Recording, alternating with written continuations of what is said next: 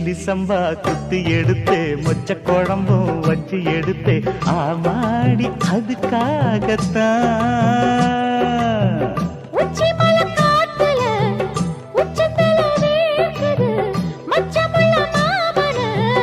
மல்லக்கட்ட பாக்குது பக்கம் வந்து வருசி பார்க்கவா பந்தி வச்சு பசிய தீக்கவா கிச்சிலி சம்பா குத்தி எடுத்தே